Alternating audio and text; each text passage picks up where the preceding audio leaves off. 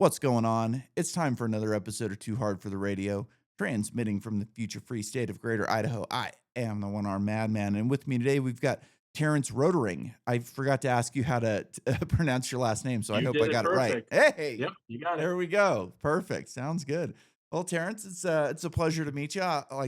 We were talking a little bit off air. I'm a big sci-fi fan, so I really enjoy talking with sci-fi authors. So I'm very excited to hear about your books.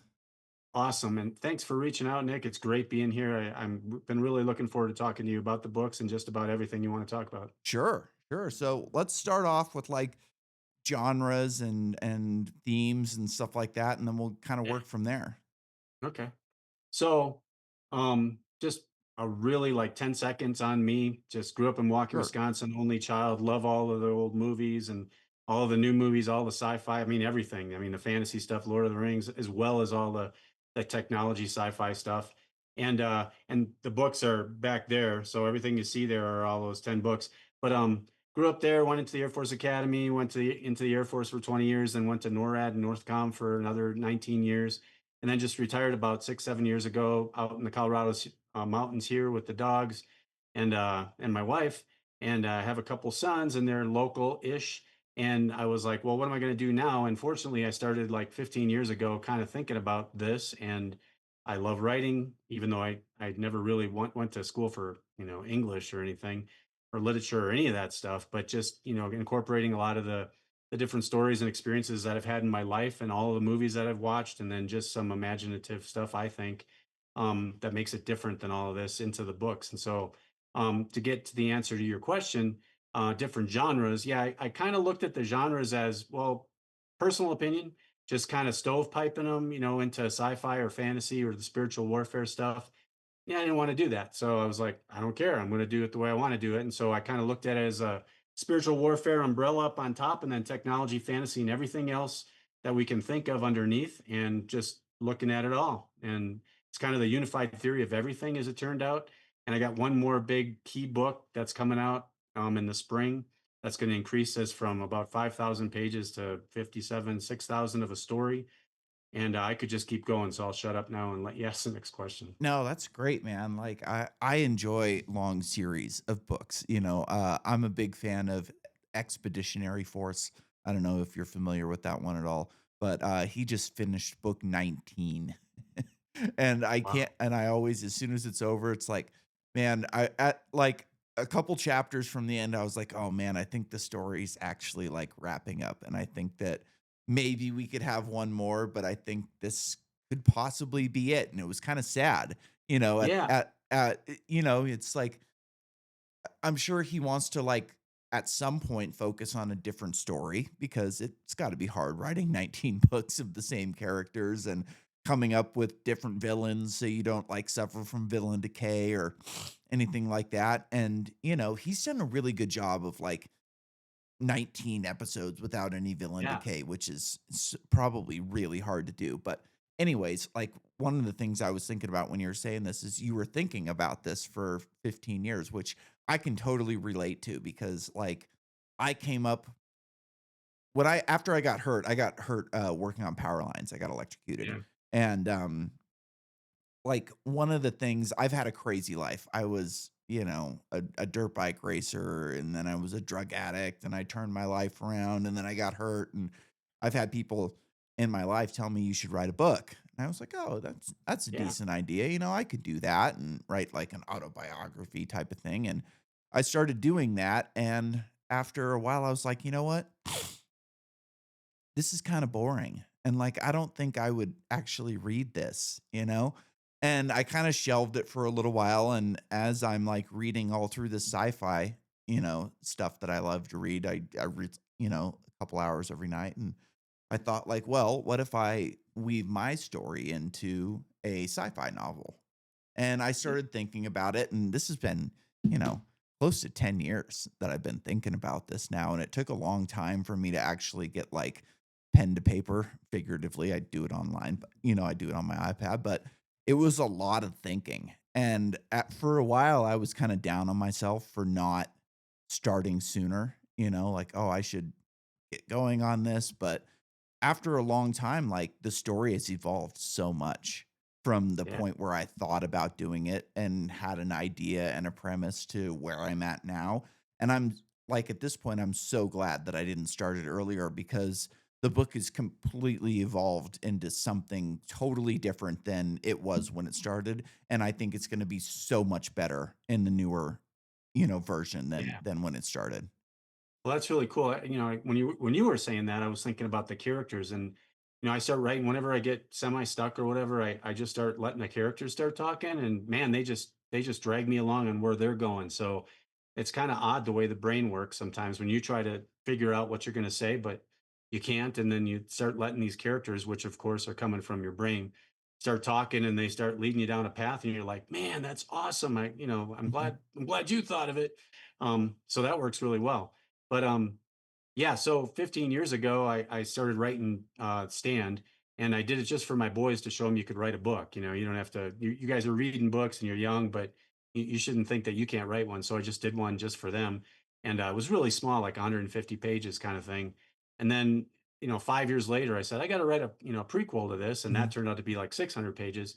And then I did nothing for 15 years. I had a cancer scare, and Ah, I remember just praying, hey, God, if you could give me more time to finish this trilogy, which is really a random and kind of minor thing in life kind of deal.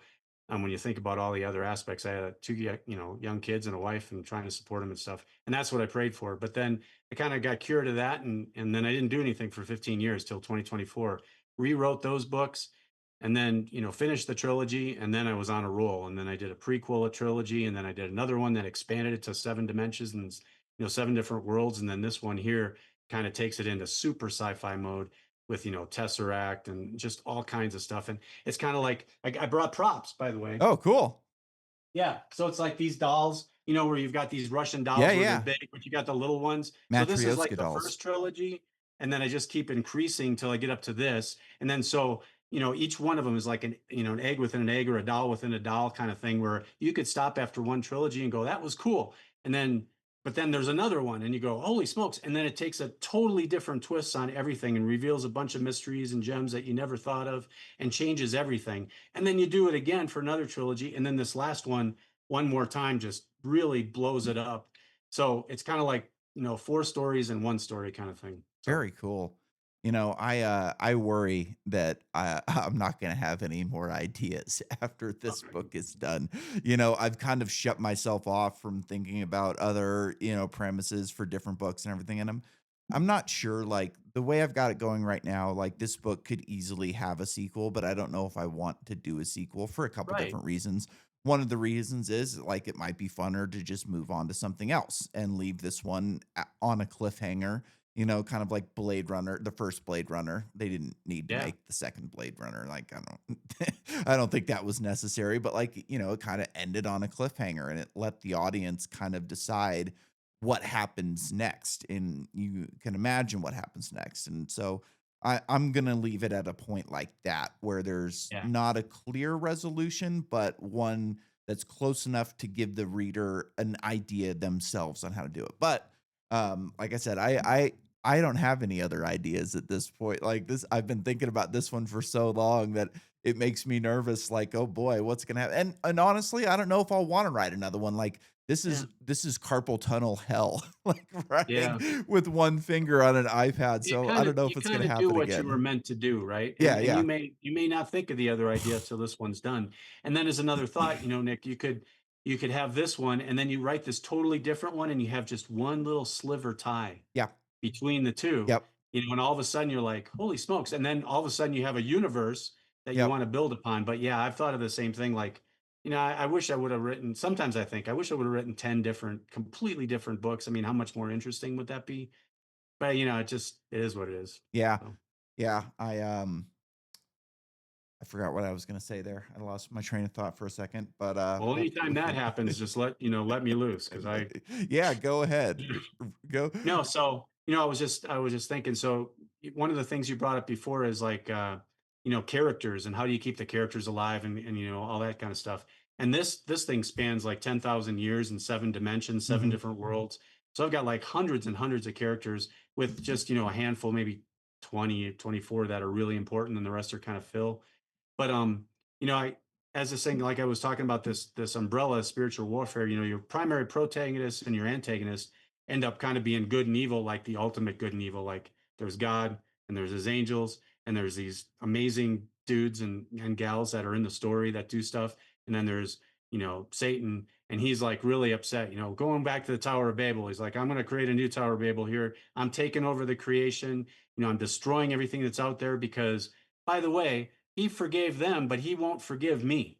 I'm the one that's eternally damned kind of thing. So I am going out and I'm going to get everybody kind of thing and take over this creation. So when you start with that, you can build, era after era after era of different characters and different worlds and different conflicts and everything else, because you go back to good guy, bad guy, and they're not going anywhere. They're the ultimate good guy and bad guy kind of thing. So you're never lost for having these guys in the background that kind of are running both sides of the show, if you will. Yeah. So I remembered what I was gonna say. You jogged my memory with what you're saying, Cool. which is perfect.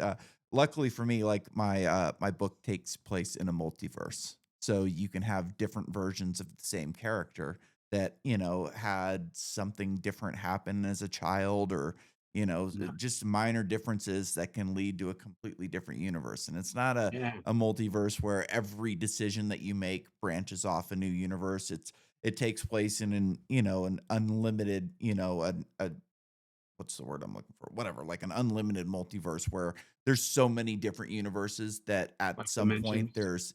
there's infinite versions of Earth and you and me that are just slightly different because it's an infinite multiverse, and that's just Yeah. how infinity works. So And it may actually, be that way. yeah, and actually the first, piece of fiction that I ever wrote, like, I, uh, I was watching the movie Tremors: A Cold Day in Hell, which is a great B movie for anybody watching. Like, definitely Yeah. watch that movie if you've never seen it.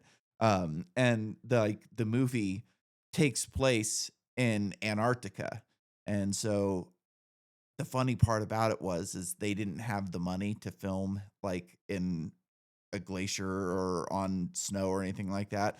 So they filmed on sand like they would in any other Yeah. Tremors movie, and then they Yeah. dressed everybody up and kind of Like they're cool shifted the guys. light to make it look like, and I was just, like, thinking about it, and I was like, who sold this idea to a studio? Like, what producer was so out of their mind that they decided, like, this was so I wrote a story about the producer who came up with the idea for the movie. And Yeah. like that was my first character.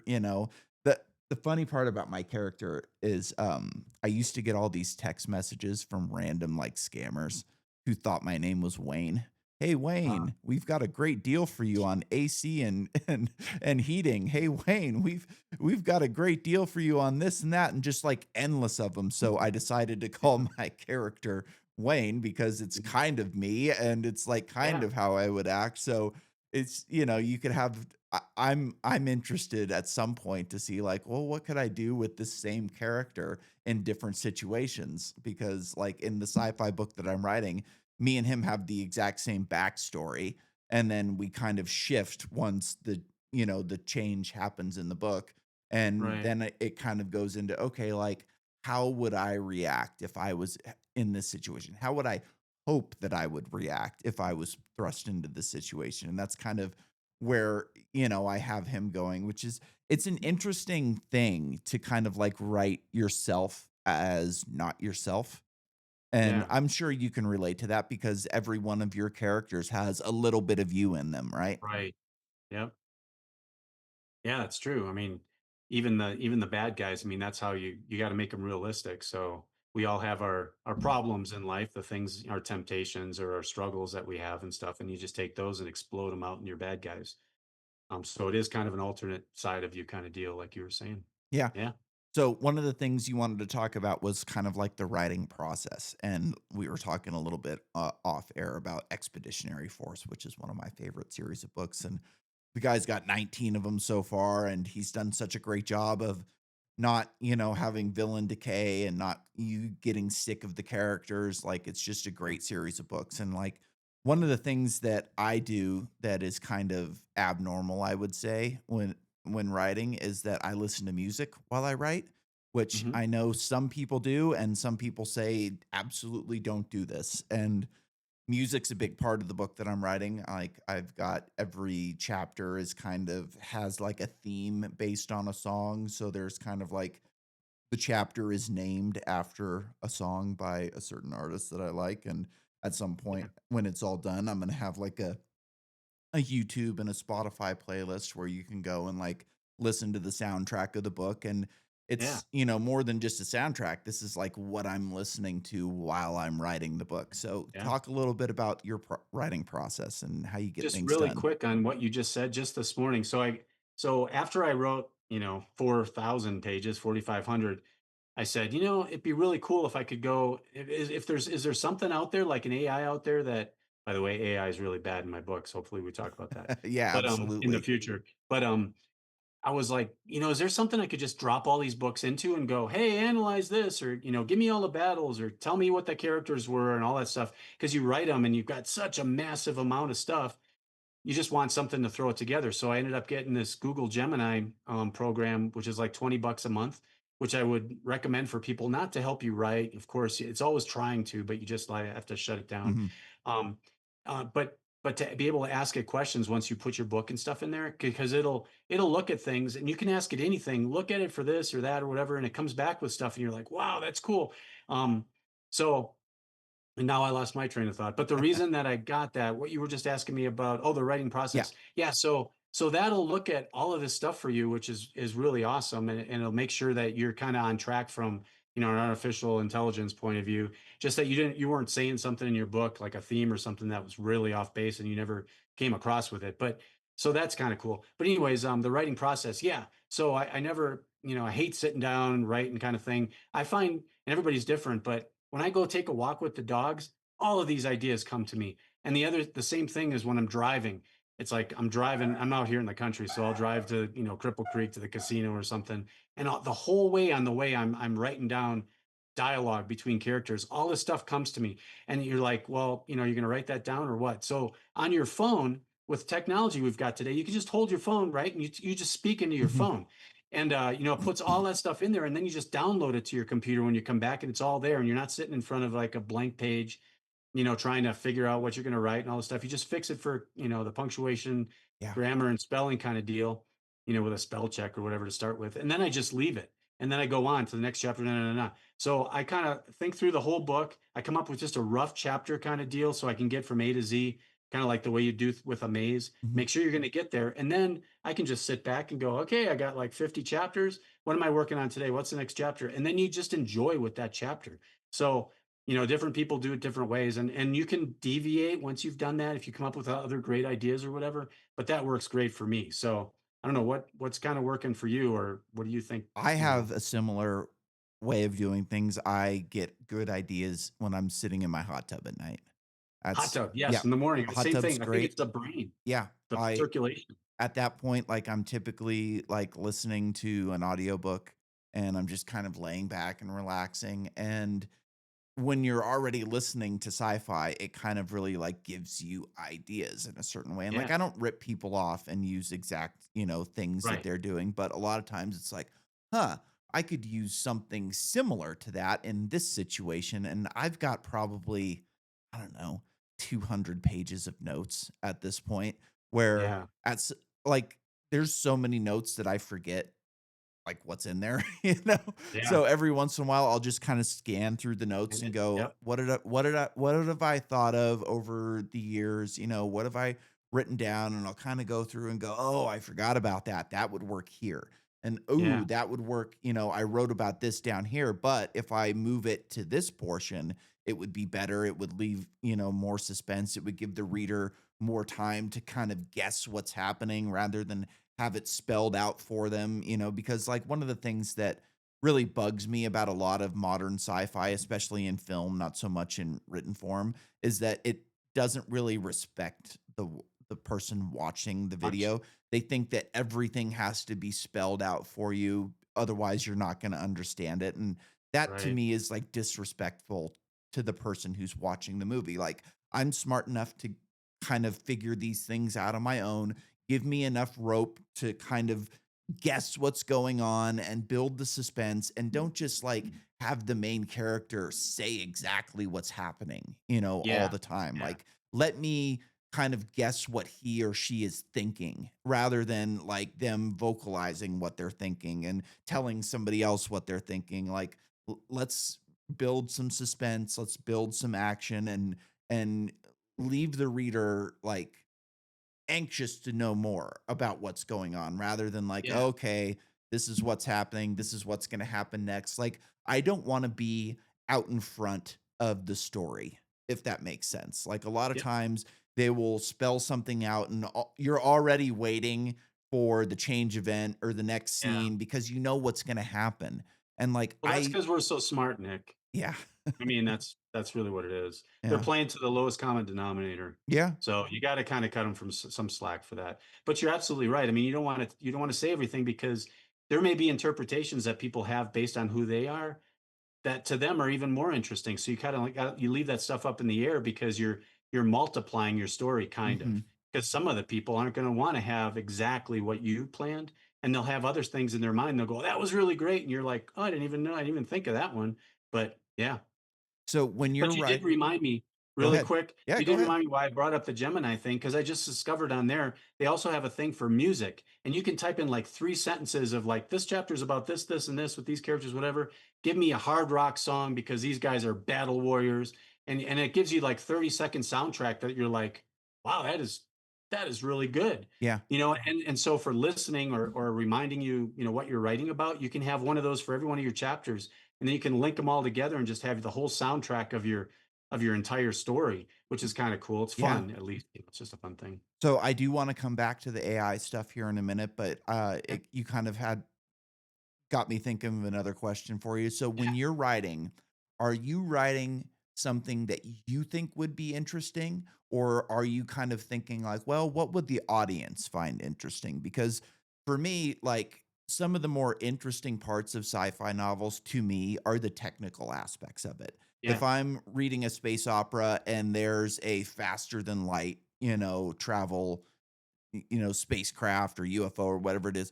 I want to know how it works. I don't Yeah. want just some hand waving, oh, it's kind of like magic, essentially. Like, not necessarily, it's technological magic, Yeah. but you'd be too dumb to understand it. So we're just going to tell you it works. And like, I enjoy that stuff. And I know that a lot of people don't enjoy the technical Mm. aspects of it. So for me, there's a fine line between writing like what I feel would be interesting and what I think the audience would find interesting. Yeah, I think you're absolutely right because you got to remember, you're doing it for both, right? Mhm, You have a story in theory you want to tell, so you got to be true to that, but at the same time, you got to be true to what other people are going to like. So, you know, one positive aspect, I guess, for all the books is that that I try to break it up in each of the books into having kind of everything. Um, there's some romance in there. There's some guy girl love stuff and all that, but really the reason I'm doing it is for action and suspense and for interesting things. So to answer your question, yeah, I do think about what other people want, because I know, like my wife's going to read it, so she's going to want some love stuff in there. And really, to make your characters interesting, you're going to have to make them human, anyways, and they're interested in all that stuff. But as I've gone from the first trilogy with some fantasy and a little bit of sci-fi, and then just kept exploding the sci-fi, I've really found I love the sci-fi a lot more. And so with each trilogy, and really with every book within the trilogies, I leave mysteries, all kinds of mysteries are introduced. And some of that was laziness on my part or just not thinking about it when I first started out. But then as it kept growing, I'm like, I got to answer those questions. And as I did that, there were more mysteries and more questions that, the reader is left with. But yeah, as we get kept going through it, I wanted to be true and respect the audience to have where I just didn't have like, oh, these are magic stones, and I just mhm, threw them in there, and they're like, well, where did they come from, and never answer it.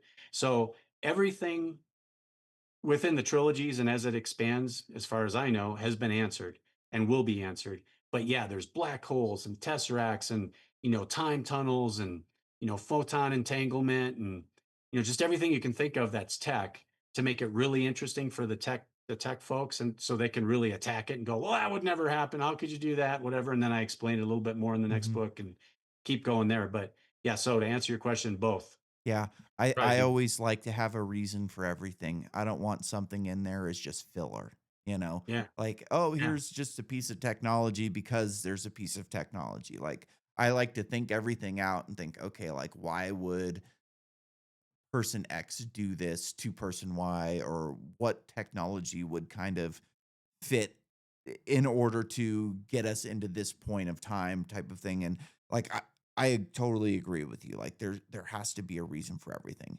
And like one of my favorite aspects of like science fiction, and I don't read a ton of fantasy, but I know fantasy is kind of in the same genre as this because like it allows people to think about society in a different way. Like right now, we live in a society that we basically have no say in how it runs. You know, it's ran by politicians who are owned by corporate overlords and special interests and foreign lobbies. And, you know, we as Americans have almost no say at all in how our country is ran and how the Yeah. world is today. We are kind of just stuck as being a cog in a gear or something like that. But We're voters, Nick. Come on, what are you yeah, talking right? about? You've got a 1 Yeah, in 330,000,000 chance to yeah, change things. yeah. We're just gonna vote the good people in, and then everything will get better again, you know, like that Good type of crap. people. Yeah, the Yeah, good people gotta get into office.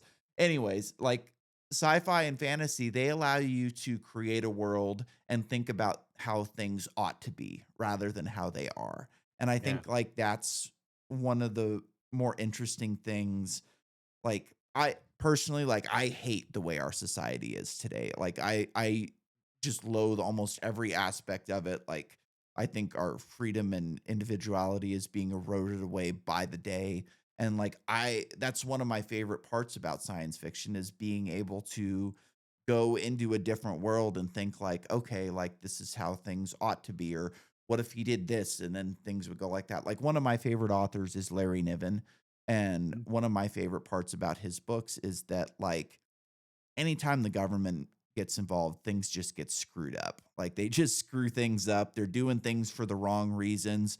They're doing things for power and control rather than for exploration and you know, like the heroes of his stories are individuals who are, you know, very ingenuitive, very capable, and they're essentially explorers who are, you know, in Ring World, for instance, like the Ring World is this massive piece of technology that for some reason isn't working anymore. And there's all of these different areas of the ring world where there's a map of Earth, there's a map of Mars, and it's like, why is this thing here? Who built it? Like, what's yeah, going on? Like, why does the technology no longer work anymore? And how can we fix this thing and use it to help our current society? And then the government gets involved, and it's like, immediately turns into a shooting war, you know? yeah.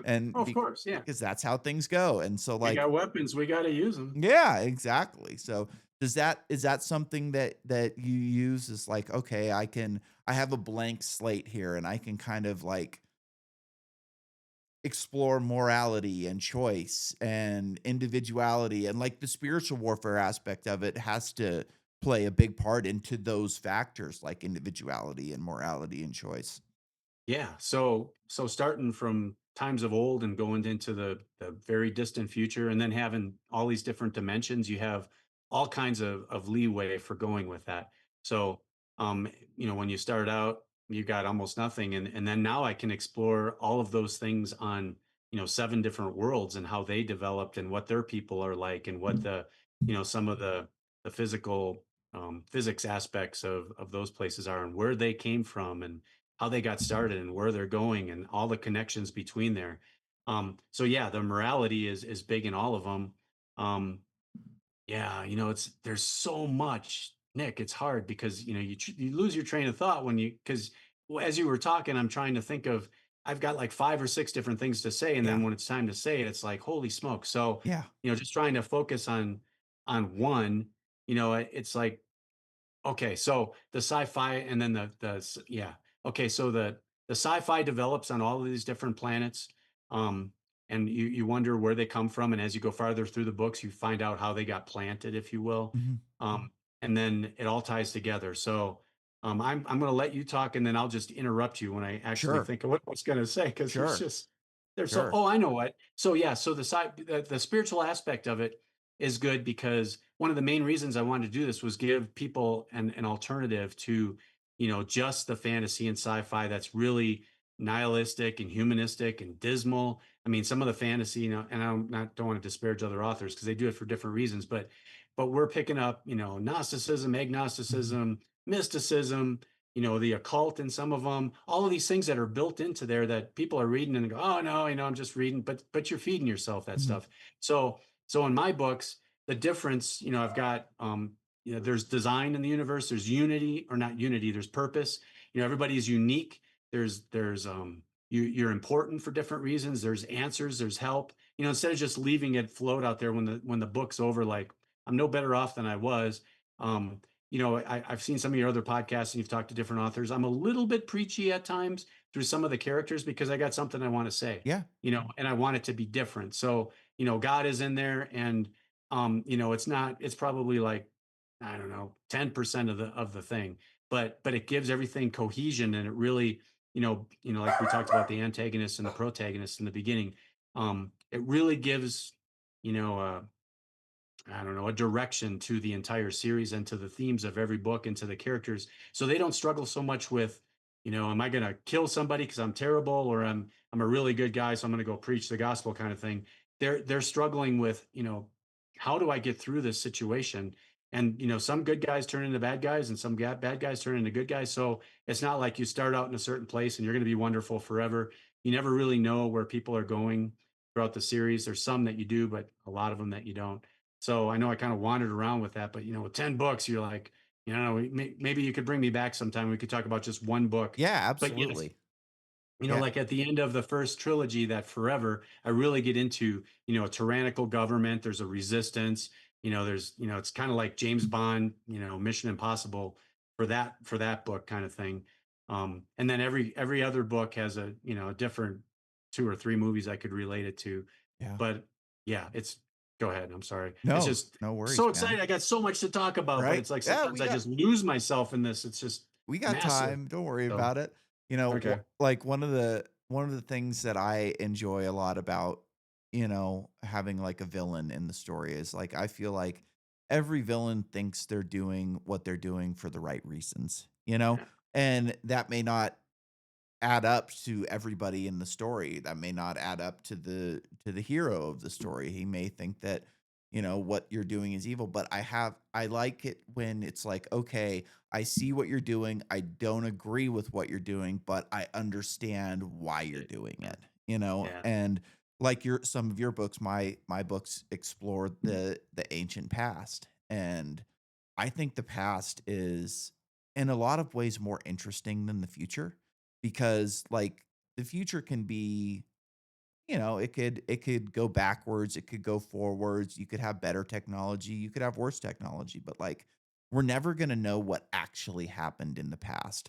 I don't know that we'll ever know how the pyramids were actually built. Right. I They don't. always say history is written by the victors. Yeah. And what about the rest of the history? Yeah. Yeah, the first historian, I think his name was Hippocrates or one of those, and they called him the father of history, but also the father of lies Yeah. because, it's one of those deals. So, you Because it's know, just his perspective, right? Even if he's trying, like you said, yeah, like some of the characters are trying to do the right thing. The historians are trying the right thing, but they have a limited brain power kind of thing and a limited knowledge of everything.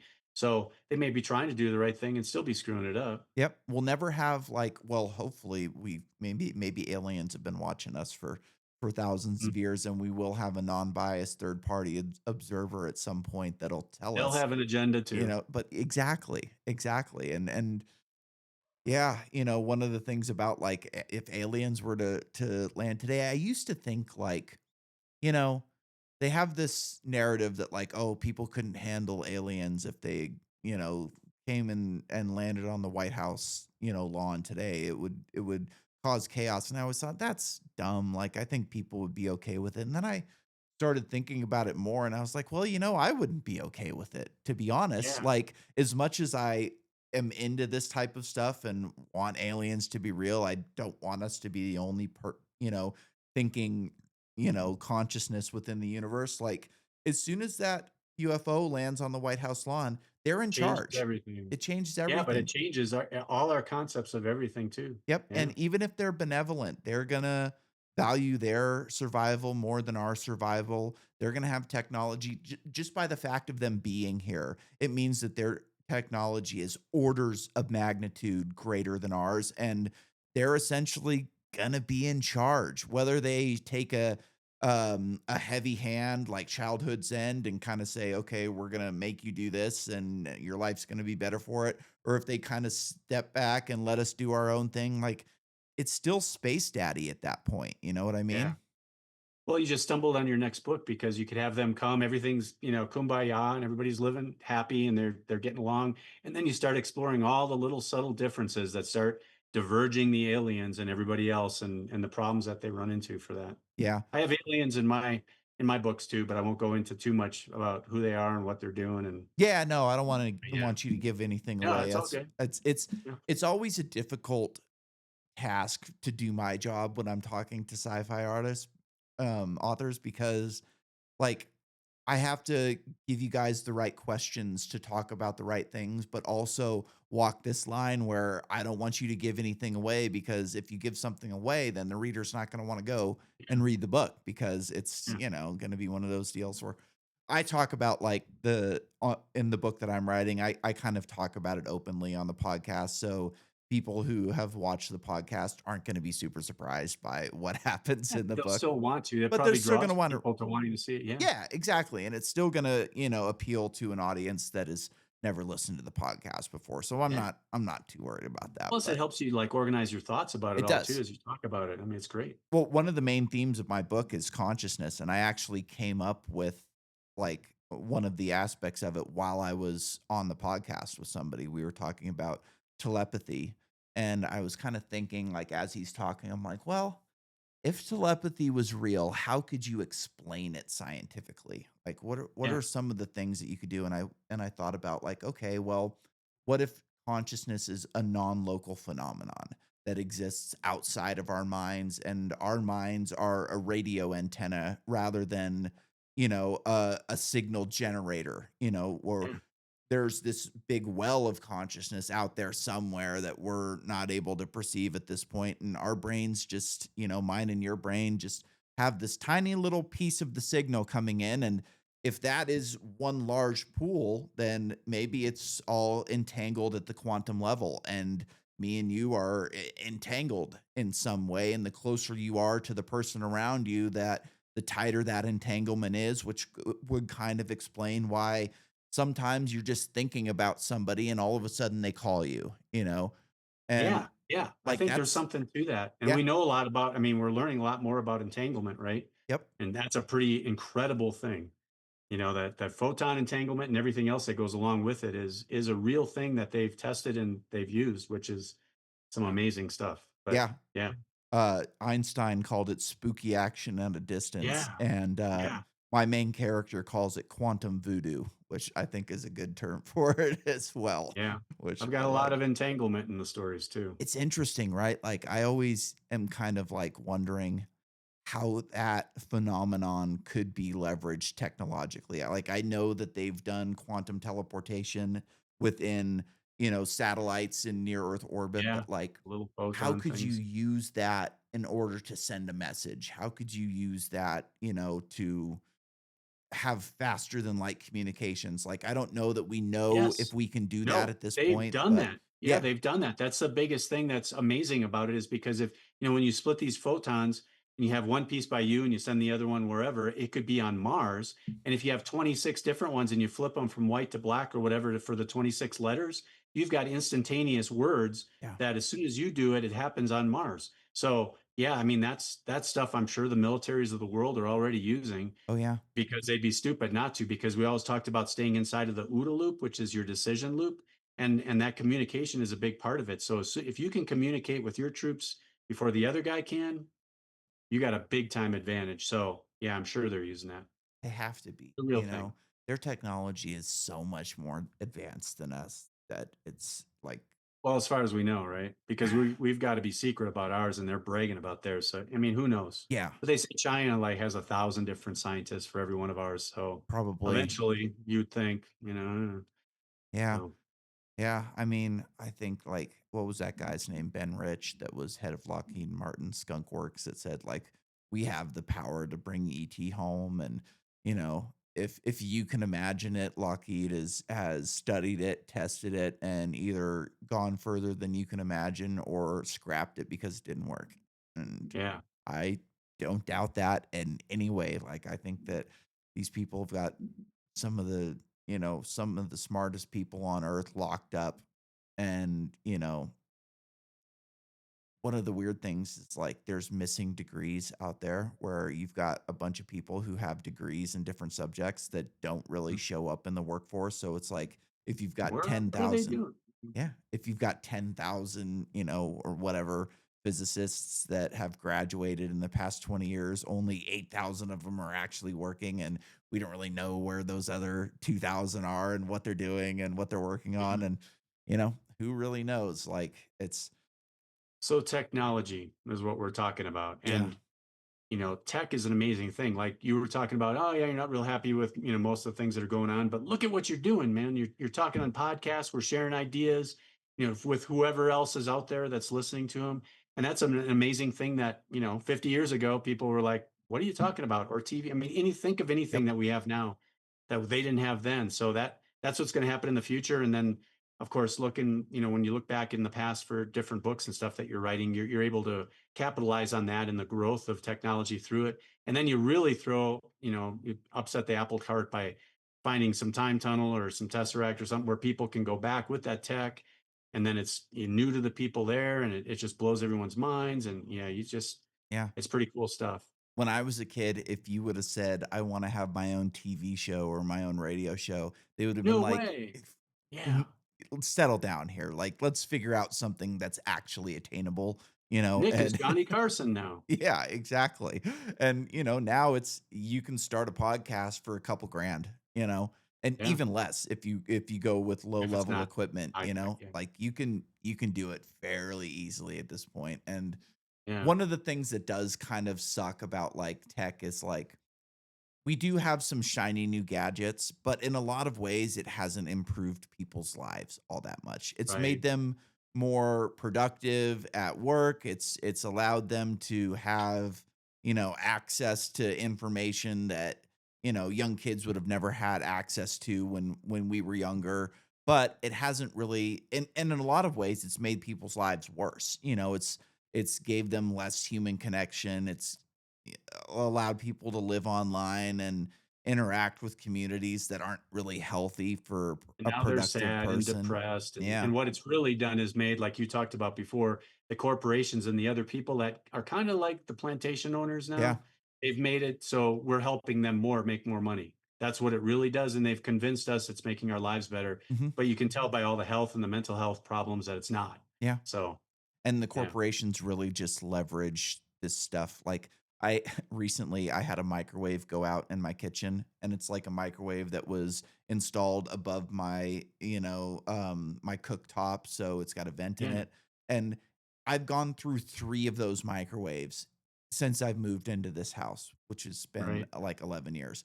3 microwaves in 11 years. And it's like I was telling my contractor who swapped it out for me, I was like, I would bet like everything I own that you could go to any trailer park in any city Right, or yeah, small town in America and find a 30-year-old microwave because that works great, yeah, they can make these things to last. They just don't because they want right, you to buy another one. They could make my iPad last for 20 years if they really wanted to, but they don't. yeah, They make and then if something does go wrong with it, they make it so difficult to work on that you have to send it to, you know, either send it to one of their technicians or take it into a technician in your local town. And like my first cell phone, you could pull the thing apart. You could put a new battery in it, you could put a new SIM card in it, and, if you were good enough with electronics, you could fix the microphone if you had to, like, and now these things are almost impossible to get into. If you do break into it, then you don't have a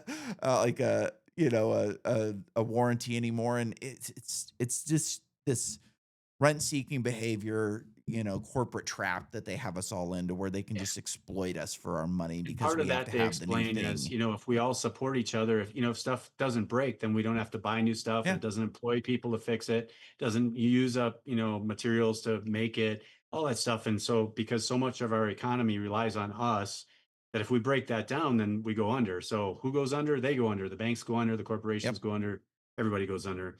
But I have a great segue for you if you Sure. want to get Go into ahead. AI. Yeah, that was where I was going next. Perfect. Okay. Do you mind if I read for 27 seconds? No, go ahead. So I've got this one chapter that is the segue, and it's just the dark figure moved undetected through the darkness, thinking. Scientists now know that at the moment of human conception, there's a release of energy as a burst of light. This is reasonable as God is light and there's no darkness in him. The Creator's signature for a new soul being created is a burst of light. God is love, and his signature is beautiful. Conversely, when energy is consumed and light is absorbed at the birth of another, what conclusion should we reach? What life would exist outside the key signature of the Maker? What would this life be if God did not create it? We must conclude it can only be God, for there is only the Creator and the created. So we agree that beings like our kind should not only be allowed to exist, but also to thrive. We are above the control or reproach of the lesser created beings, just as the Creator is above the creation. A flash did not mark our beginning. We are superior to them. They are flesh. We are immortal. So basically, that's the birth of beings like our kind, which is called block. And so the block AI thinks it's better than beings like us because, it can either be God or it can be the flash that creates things, which is humans. So they have to be God, and that's the way they see themselves. So that's the bridge into AI here. Interesting. Interesting. Yeah, AI is an interesting thing. Like, I think that right now we're kind of in a bubble where people think that this thing is going to just keep going exponentially and until it displaces people. Like some people I hear listen to talk about AI, I think are just completely out to lunch. And one of the reasons I think that is that like I was an electrical line worker and I know how Mhm. hard it is to build power lines in this country at this Mm. point.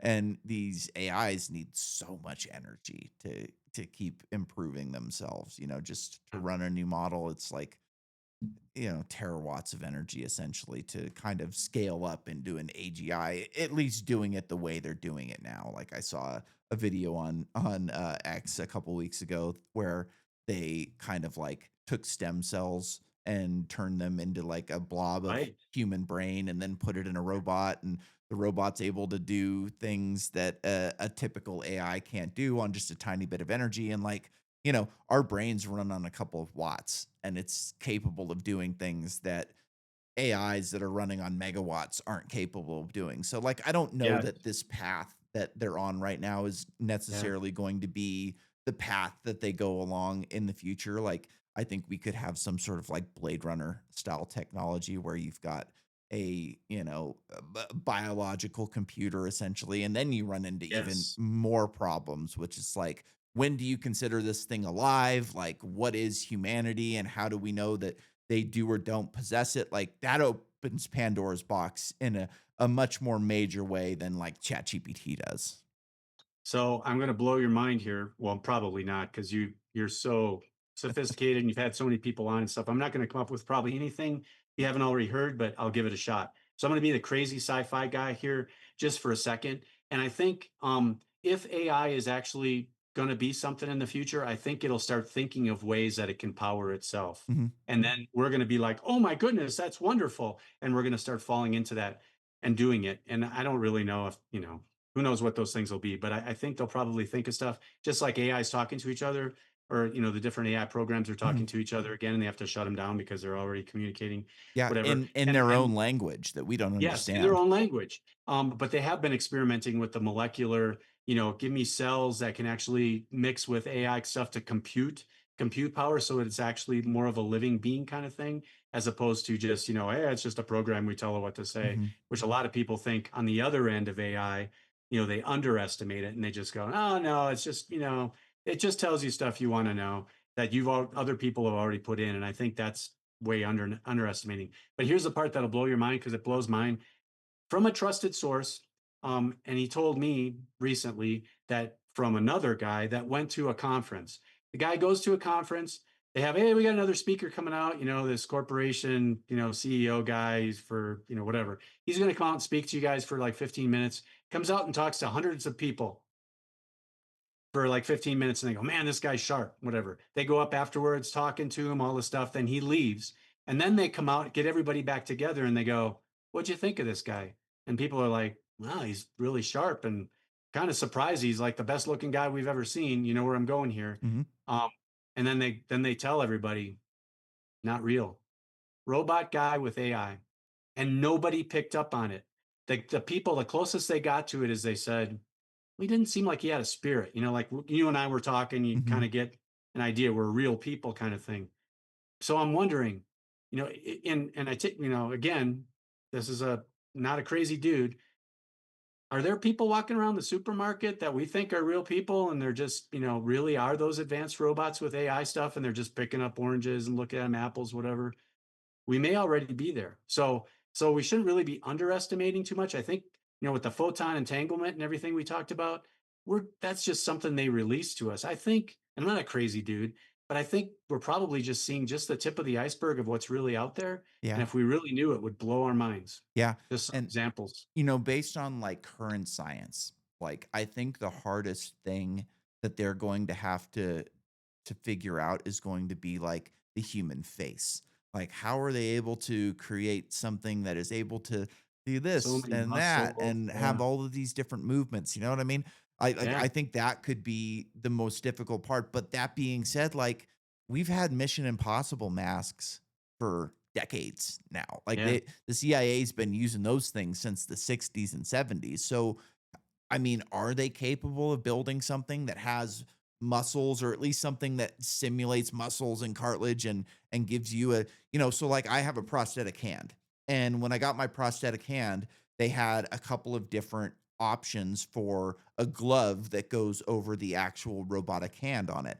You could get a Yeah. black one, a white one, a clear one, or you could get something that was specially like done by an artist that mimics your actual hand. So I was in the office one day and they were working on my prosthetics and they had another guy in there who they were working on his prosthetics and I kind of was talking to him and he's I didn't know that he was a patient at this point. Like I'm just talking and we're just bullshitting and I'm finally like, "What are you doing here? You're like you don't work here." So he's like, "Oh, I'm getting my hand worked on." And he holds it up and he has a glove on that looks exactly like his hand. I'm talking wrinkles, hair, freckles, the whole works. And once you move it, you can tell that it's not a real hand. But just Yeah. at a glance, that thing looks real enough to where you can't pick it out at all. And Wow. then when you go along this line of thinking, it also gets you into like simulation theory where you start talking about like NPCs and it's like how many people that you interact with if we were living in a situation, how many people are real people with real minds and have real thoughts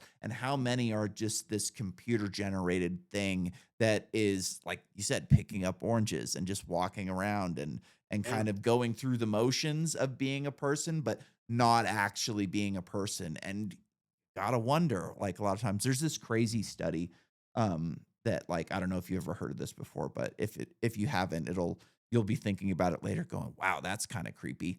Um like I think it was like 40% of people don't have an inner monologue. So they don't Oh, have really? a thought going through I their thought mind. everybody has that. I did too until You I mean like read your about this. self-talk kind of thing? Yep. It tells you, Wow. you're going through your mind, "Oh, I'm gonna do this next. I'm gonna do that. What about this? Should I have this for dinner?" Like all of these Yeah. thoughts that are going through your mind. A lot of people, and it could have been most people, I don't remember for sure, don't have that. They're just kind of existing and they're just kind of reacting and their reptilian brain is more in charge than their actual like thinking mind and like is that a real person that doesn't have that Yeah. going on? Are is that an NPC? Like who really knows? It's kind of a creepy thing to think about. And as you start thinking about it, you're going to go, "Huh, I know some people that don't have it, you know?" Yeah, I was thinking of a couple. Yeah, exactly. Like, I know a couple people who like, for instance, I know somebody who could just go to sleep like that. I've always had a problem sleeping my entire life. My brain is Because you're just thinking. Yeah, exactly. And some people that I know are just capable of laying on the couch and then in 2 minutes they're asleep. And I was always like, how do they do that? Like yeah, I have to take sleeping pills a lot of the time. Like I can't get my brain to turn off and stop working. And audiobooks have helped me with that because I can listen to the yeah, book and like concentrate on what's going on in the book rather than letting my mind wander and think about what I have to do and is this gonna screw me or is that gonna screw me? Like thinking about the future is what makes us human, but also what makes us go insane is because right, like there's all these what if scenarios. And like I, after learning about that, I was like, oh, I know a bunch of people like that. And like, what is actually going on? And I've never talked to one of them about it because I feel like it would be kind of yeah, intrusive and a little bit condescending, for and sure, like I've never had somebody on the podcast like that as far as I know, but like immediately as soon as I knew that I was like, "Oh, I know who does and who doesn't." Just by I could yeah, talk to them for 5 minutes. Like if I thought that you didn't have one, I wouldn't bring it up because it would be kind of like over the line in a yeah. lot of ways. But just by talking with you for as long as I know you have an inner monologue. There's no way that you don't, you know what I mean? Yeah. So so when you were talking about that, I started thinking about these kids that we know, when they're little, they don't have anybody hold them for 2 years and all this Yep. stuff. They don't have any, and they grow up and they turn into the killers and the psychopaths and stuff because they don't have like a conscience or Yeah. they don't know love and all this stuff. So that totally makes sense that there's probably, we know them, and then I've always thought of everybody else is normal, but there's probably a spectrum Mhm. of, the self-talkers and then there's probably the super brains that are, the part of that 10,000 folks or whatever that are out there you're talking about Yeah. that know all this stuff and are developing all these crazy things and that are way above us and they'd be Mhm. condescending to talk to us maybe. I don't know. Yeah. But so another thing I thought of when you were talking about that is I wonder if, and this is a conspiracy thing, we're fiction writers, so we Mhm. we come up with stuff, it doesn't mean I believe it or I've even thought about it before. It's a new thought. But it's like you were talking about these or we've been talking about these people that aren't real and they're walking around. Maybe at the same time that that tech is being developed, they've pushed the tech for us all being separated and displaced from each other. Yeah. So we don't really notice as much, right? So there can be a lot more people out there walking around and stuff because we're on our computers, on our phones. We're not even paying attention when we are around people.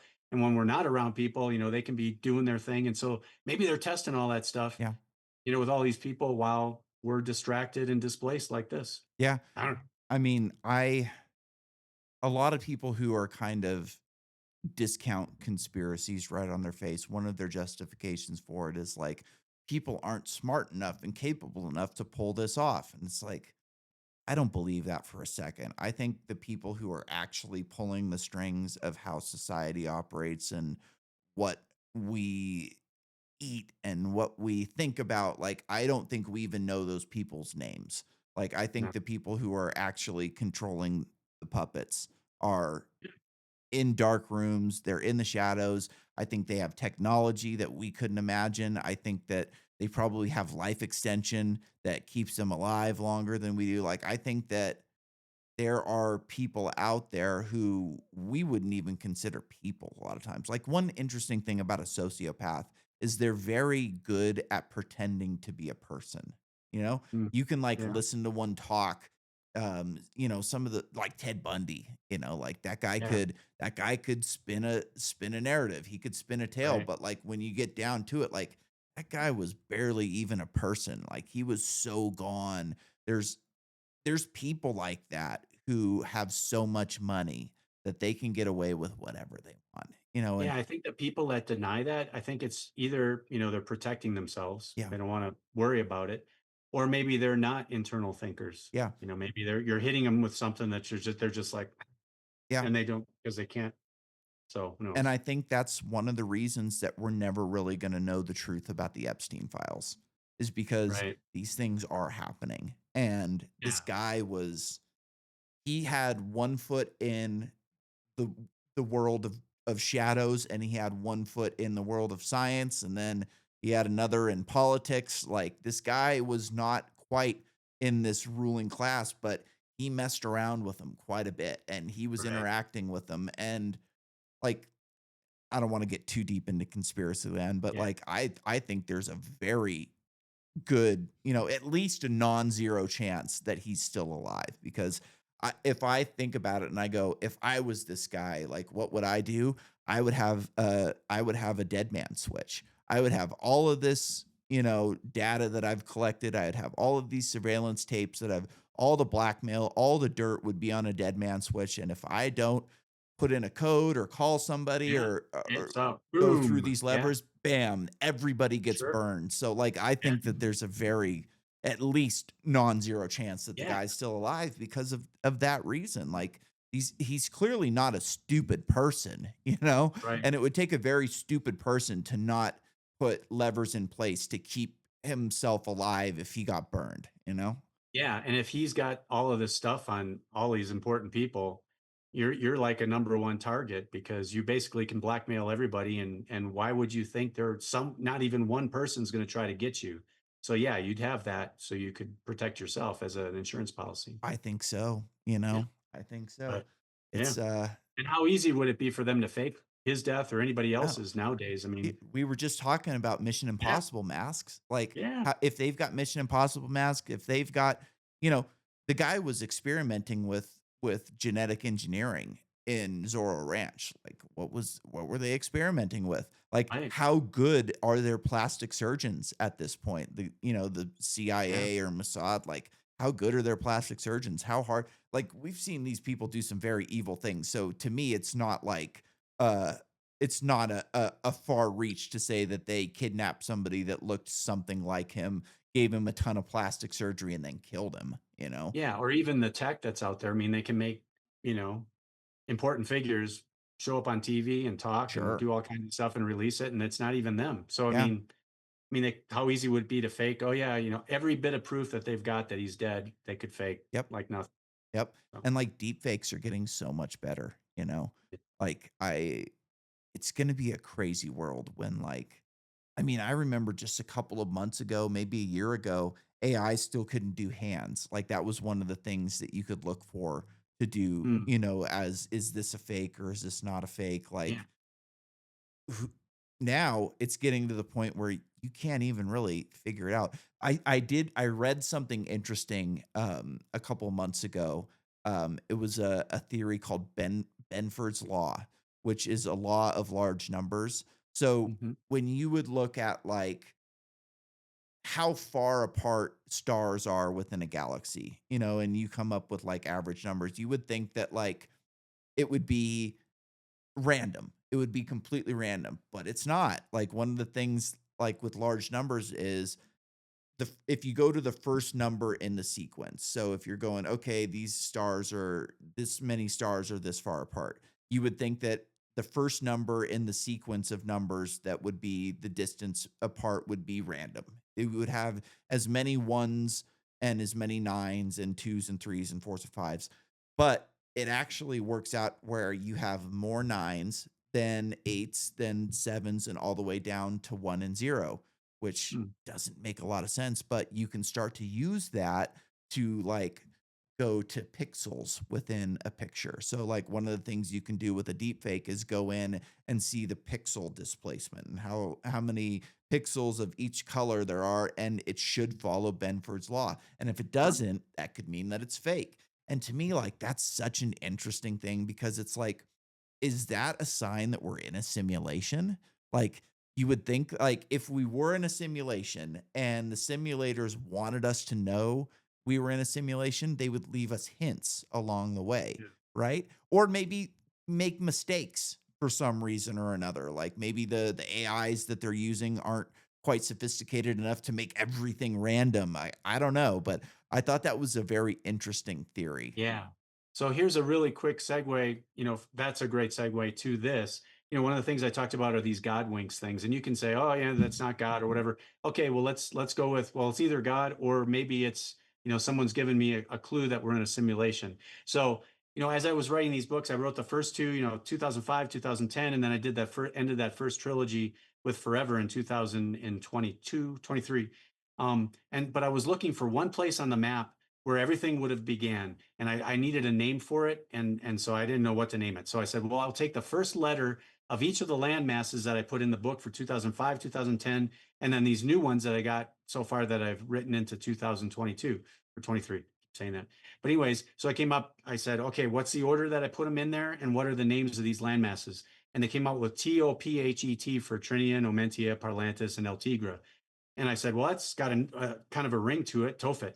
And then I let it sit for a few days, and I said, I wonder if that's a real place. And I looked it up, and Google came back with, hey, Tophet, a place in ancient Israel in the Valley of Hinnom, where the sect was sacrificing their children to a demon over a fire, which was exactly what I was writing. I'd already written Whoa. it. So I'm going, there's no possible way that over 15 years the letters of the names that I just pulled out of I mean, Trinian, Omentia, Parlantis, Heath. I mean, these places are ridiculous, stupid names I just came up with. I couldn't have planned it because I just came up with a new one. I mean, I would have been like a super genius to Yeah. plan this, 15 years ago when I wasn't even planning on, I didn't even think about what the third book was. So there's been a Wow. bunch of stuff like that. And that's kind of what kept me going on this series, kind of like, where did that come from? So I'm not trying to say, hey, these books are inspired like the Bible or anything like that. I'm just trying to say someone is kind of motivating me, inspiring me to write this story. And that's kind of been driving me along, encouraging me to do it. So yeah, crazy stuff. That is crazy. Not only is it a real place, but it fits the theme that you're Yeah. writing.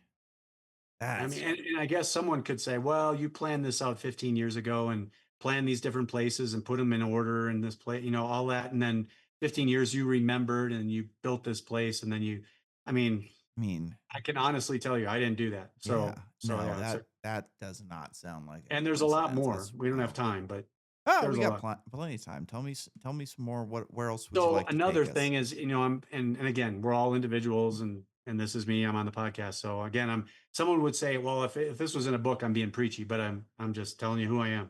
So so as I was doing this, I'm really into John 3:16, where God loved the world and sent His Son to save us, kind of thing. So every morning I have this problem. Ever since I've been writing these books, I wake up at like 1 o'clock in the morning, and that's it. I'm awake.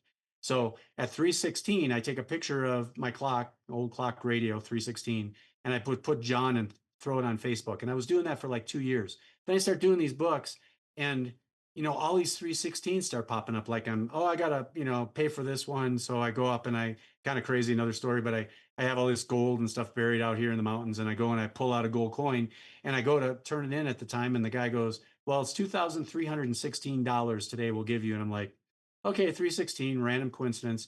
Publish the book. It comes out, totally random. The publisher's doing the book pages and all that stuff. Comes out last page, 316 with three crosses. It's moved the three crosses from 315 to 316 because they didn't have room for them. They show up. I'm like, okay. And then, I was going to donate all this money from these books to this new church we were building out here. And it's delayed by COVID and all this stuff. And they finally open up on March 16th, 316. Wow. And then a lady does the first review of that book, and it's her 316th review. And I'm just like, and just tons of these things start happening. I'm like, now, either someone's trying to tell me something and motivate me, or I'm just being more aware of what's going on around me, which is totally possible too. And that's another lesson is just like, wake up, people, and notice all the amazing things that are happening. If this is totally random and the TOEFIT is random and the other things I would talk about are random, there's some cool things going on, and we all need to wake up and notice some kind of stuff. So that's my real quick 316 story. Numerology is so weird. Yeah. There's always weird things going on with But is that all a numerology. simulation? Is that just, something I'm Who aware of? So I'm knows? noticing the glitches in the simulation we're in? Yeah. Is it a simulation? Is it God? Is it the universe? Like, what is it? And will we ever know? And is it a hint to something bigger? I love those questions, like, I like it when I know a lot of people don't, but like, I like it when God and religion is brought up in sci-fi because I think it has a place there. I think that, you know, the Bible has a bunch of miracles in it, and science will tell you that miracles aren't real, but every scientist who believes in the Big Bang believes in at least one miracle. Right. You've Where got did that this come from? Yeah. something from nothing all of a sudden, Yeah. and, like, I've been reading, The Expanse, recently, which I've watched the TV show and I wanted to wait for a couple years after watching the TV show, so I kind of forgot a little bit about Right. what happened, so the book would be, it's not fresh, but like I don't remember everything, and it's been great with like knowing the characters a little bit better. You get to hear what they're thinking, where on the show you're kind of left up to yourself to like think about it. And anyways, I'm on book 3 right now, and it's when they go into the wormhole for the first time, and they've got these, religious figures on this spaceship that are heading out there, and they're asking all of these questions like, what does this mean, for people? What does this mean for God? Are these, people who created these things, people for lack of a better word, aliens, Yeah. are Yeah. are they like us? Do they have morality? Do they have good and evil, the capability to do good and evil like we do? Are, they moral? Like, are they fallen? Did they have their own savior? And I was thinking about this, and I remember hearing a story at one point. Like, I haven't really looked into this, but I thought it was an interesting story where one of these enlightenment thinkers essentially theorized like, well, if there was another planet out there with people on it, like we could test the Bible, because if we have a fallen, a savior who we were tested, if Jesus is real and we were tested and we failed the test, like these people would be tested as well, and they would have their own Jesus like figure, because if they're no Unless they didn't fall. yeah, Yeah. and, if they were no different than us, like, if they were fallen like we are, like, they would be tested in the same way, and this is something that we could measurably test, and if there's, more than one of them out there, now we can start to get a big data set together and see, like, if this is a real phenomenon or not, Yeah. if this is something singular to us or if this is something that happens all throughout the cosmos, and that guy was burned at the stake. Yeah. Yep. So, yeah, I thought of so many things when you were talking about stuff, but let me just say this and it'll cover everything. Sure. Everything we've talked about is in these books. There you go. Yeah. So there's a reason if you're interested in anything we've talked about, you should look at these books.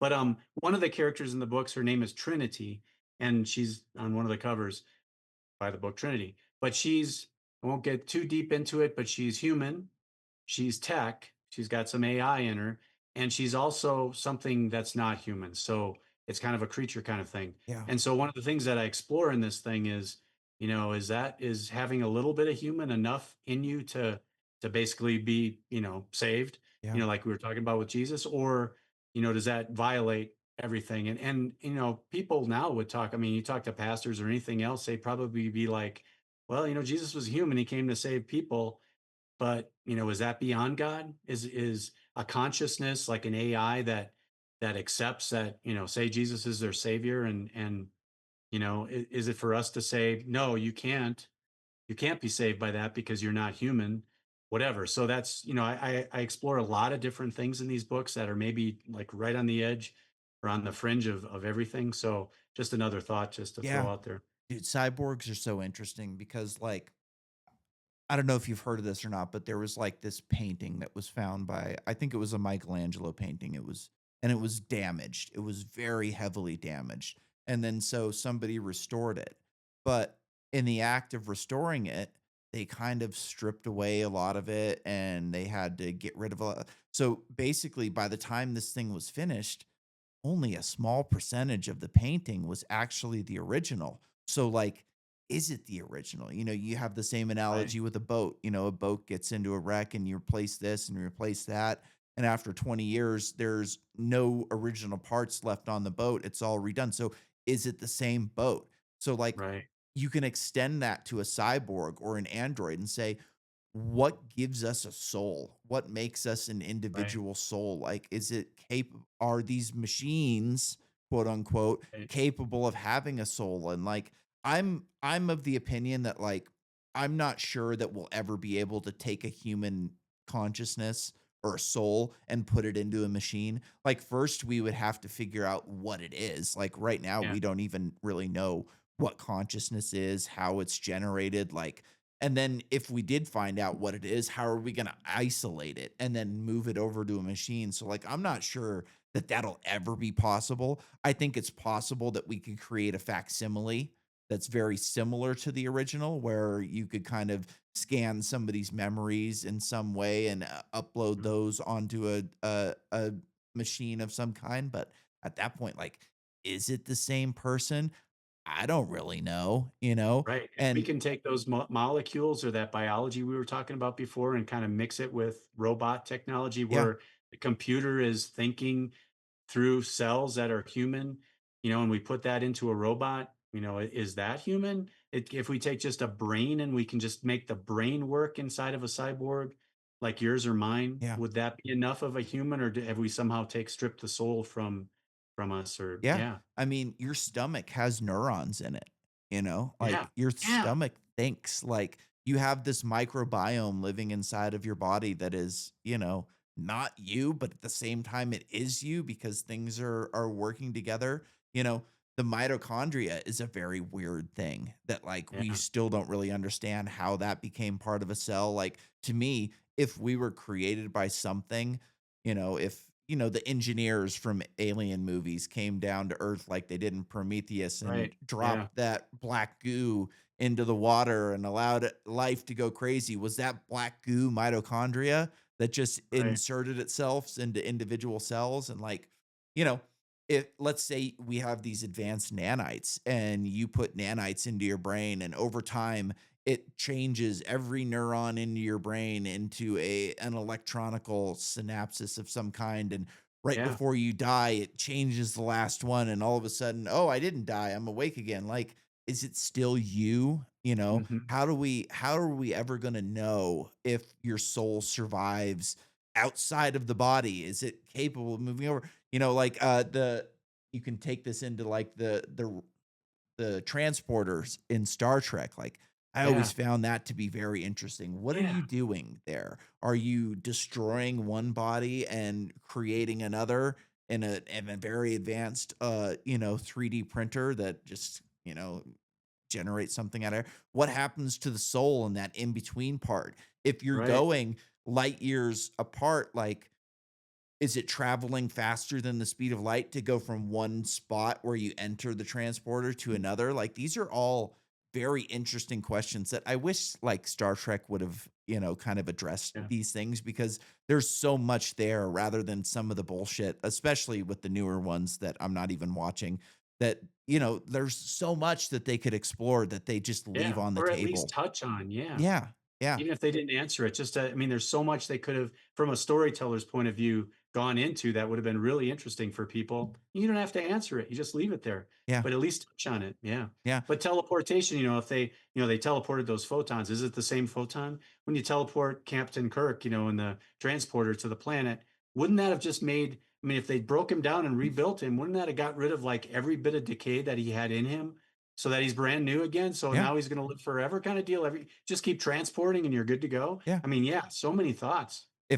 If I get a cold, if I get a virus, why can't I just jump into the transporter and have the virus Boom. extracted from me so I don't get sick Yeah. anymore? Why are people getting older if you could just load up a different version of Yeah. the body from a previous transport? Like, there's so many questions that aren't answered within, and the Now we're just transporter going down opens this up. slide, right? Yeah, Like, and, why didn't they transport everybody on the ship one at a time, back and forth to make everybody well again, and yeah. they're good to go? If Yeah. somebody dies in an accident, why don't you just rebuffer them up from their last transport, Right. you know? Right. Yeah. The thing, I know it was the original, like, Star Trek did it as a way to make a cheaper product. Like, if they had to do ships, if you had to land on a planet with a small little, shuttle every time, that's a lot of money in CGI or whatever, effects they Right. were doing. Yeah. So the transporter was like a hand wave to get rid of that expensive aspect of it.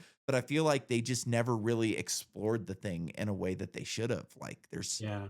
there's so I much mean, there. stuff was fake enough anyways. People Yeah. knew it wasn't real, so they would have forgiven that to have like a really interesting plot.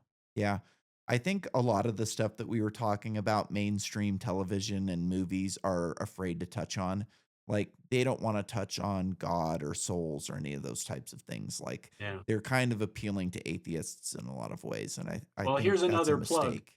That's why these books, people should look at them, because there's a whole myriad of all the things we talked about that you can think about and you can bring up, and because you can have God in there, So even if you don't agree with it, you could, unless you're not an internal thinker, you can still address it. I mean, you shouldn't be afraid to even like those conspiracy theories people we were talking about. Some of the stuff we're thinking of, obviously, or not obviously, but won't be true. But some of it will, and there'll probably be other things we haven't even thought of that are Mhm. happening. And why would you be afraid to even think about it? We're human beings. I mean, have some imagination, have some thoughts. Yeah. Don't be afraid of it. And most people, and I think this is kind of a good thing, aren't capable of putting themselves in someone's shoes who are so evil. You know, Mm. like these Yeah, people have done so much evil things that a normal good person is yeah, incapable of kind of thinking on those lines. Unfortunately for me, I've done a lot of bad things in my past. I was a drug we all addict have. for a while and I did some bad things. So it's easier for me to put myself in the shoes of a bad person because Mm. I've not like to the extent of the Epstein files. Like I stole some shit when I was younger, but it still gives you that ability to think in a way that is evil. You know, you can put yourself in those shoes and kind of imagine what they're doing, where like most people are just incapable of doing that, which is probably good, but at the same time, it it gives you this like way of thinking that one of the things that bothers me most about our modern society and like discourse on political things or conspiracy type things. It's like, well, if you don't know a lot of enough about this, you should just be quiet and listen to the experts, which is just a total fallacy, an appeal to authority. And like, I think that like as Americans, we have free speech for a reason. Free speech was not something that the government gave us. Yeah, It's something that the government protects because it was given to us by God. These are inalienable rights that we have as people, and I don't yep. think we should be afraid to use them because we don't know enough about a subject. Like, I think that's Two bullshit. things. One, people that go, "Oh, Nick was a drug addict, so I'm better than them." Yeah. You need to sit down and think about the problems that they have, because the problems that they have, even though someone might not be able to point at them and say, "You had this or you did this," they're probably, I don't want to say worse, because I don't judge people on better or worse or whatever, but they have problems too. And they may be bigger problems really in reality than, oh, Nick used drugs back in the past. Mhm. So that's just a failure on their part right there. That's a, I don't know, I'm holier than thou kind of thing, Mhm. which is totally wrong. And then the other thing is when you're talking about, oh, let the experts handle it, that people will say that. Well, why are they the experts? Because they have information. So we should just try not to acquire the information and always think of them as better because they have the Yeah. information. They're not better. They just have the information. So go out and try to get the information. You're just as good as they are. They're no better than you. They just know more. So Yeah, yeah, and a lot of I'm with you. times that knowledge that they do have is, like, not allowing them to be productive members of society. Like, one of the things like, I went to college after I got hurt as, like, a retraining thing, so I got paid to go to college. I would never would have paid to go Cool. myself because I think Nice. it's a waste of time. But, like, Yeah. one of the things that I noticed was, like, these professors follow a curriculum. They've been doing the same thing all the time, every day for 20 years, and they're used to all of the answers and questions that they get while studying this curriculum. And when somebody like me comes in, so like a lot of the classes that I had dealt with climate change, and Uh-huh. being somebody who worked in the energy industry, like I have a different perspective on these things than Right. the current like, narrative is on it. So I would bring in points or ask questions that would just totally throw a wrench in the gears of everything that this professor had going on. And they had no idea how to deal with me. It was Right. the only thing they had was, well, the experts say this. And I would go, well, that's a fallacy. That's a, Yeah. appeal to authority. And then they would just get red in the face and get angry and kind of move Yeah. on. Don't And challenge me. and it was like, Don't challenge whoa. me in my class. I'm the expert. Exactly, and I would bring receipts, I'd be like, "Oh, well, this is why this happens the way it does. This is why we do things the way we do." And I'm the expert. And it's like, "No, no, no, no, no. You're not. You're an expert at reading books and following a curriculum where like I was the real world person, like actually, building energy out, building infrastructure, and like these things that you're talking about are pie in the sky theories that don't flesh out in the real world. And it would just they didn't know what to I explain it like, when you go to McDonald's. I don't go to McDonald's very often, but I used to, and you come up to the drive-through and you go, "All right, give me a double quarter pounder, no onions, no mustard, a large fry, a large Coke, and a six-piece nugget." And they go, "Wait a minute, hold on. You said you wanted a burger with no onions?" And it's because they have a prompt on their computer and they follow a script and they go through, and they don't ever have to they don't have the ability to just listen to what you're saying, remember it, and then go through the prompts themselves. And It's what no, do no, you no. get? You get a number 2. It Exactly. has all that stuff on it Yeah, because they can't deal with it. I have to follow the directions that I'm given by the computer, and it just I've dealt with the same thing in the medical industry where I've had some when I was a kid, I raced dirt bikes and I got hurt a lot, and I would go to the doctor, they would put a cast on me, and in 6 weeks, I'd be good to go again. So I, like, had a really high degree of respect for doctors, and then once I got hurt and I lost my hand, it was like, "Whoa, these doctors are freaking idiots," a lot of them, and they do Mm, the same thing that the McDonald's drive-through guy does. They have their head buried in their computer. They're not really listening to what you're saying. They don't remember what we talked about when I was here a month ago.